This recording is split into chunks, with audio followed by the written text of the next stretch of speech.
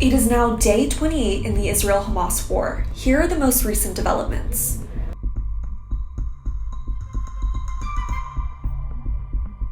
The Gaza Health Ministry says at least 9,227 Palestinians, including 3,826 children, have been killed in Israeli strikes since October 7th.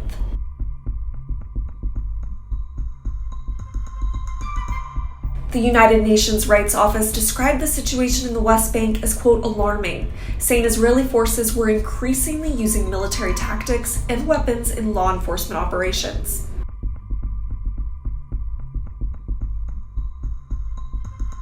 The United Nations Office for the Coordination of Humanitarian Affairs says the people in the West Bank and Gaza need around $1.2 billion in humanitarian aid.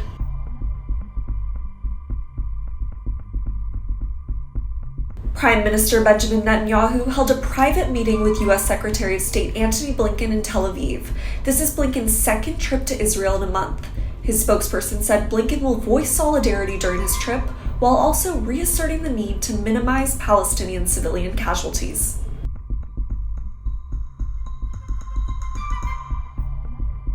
Ireland's Prime Minister described Israel's actions in Gaza as, quote, something approaching revenge.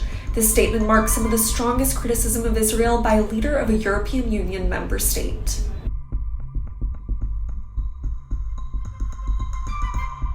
The United States has intelligence that Russia's Wagner mercenary group plans to provide Hezbollah, the Iranian-backed Lebanese militia, an air defense system.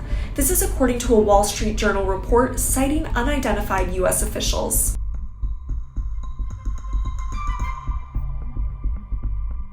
Thousands of cross-border Gazan workers and laborers in Israel and the occupied West Bank were sent back to Gaza today. Witnesses say some of the Gazan workers returned through a crossing east of the Rafah border crossing.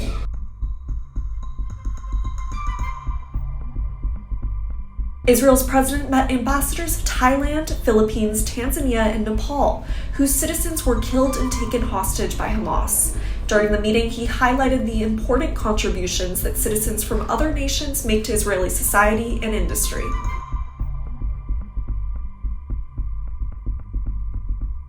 The United Arab Emirates, a Gulf Arab power, warned today that tension in the Middle East was, quote, approaching a boiling point, and that it was working relentlessly to reach an immediate and full humanitarian ceasefire.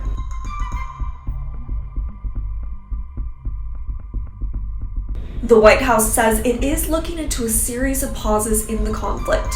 A U.S. national security spokesperson says, quote, what we're trying to do is explore the idea of as many pauses as might be necessary to continue to get aid out and to continue to work to get people out safely, including hostages. Thank you for joining us for this update. Stay tuned as we continue to bring you the latest developments in this complex and evolving situation.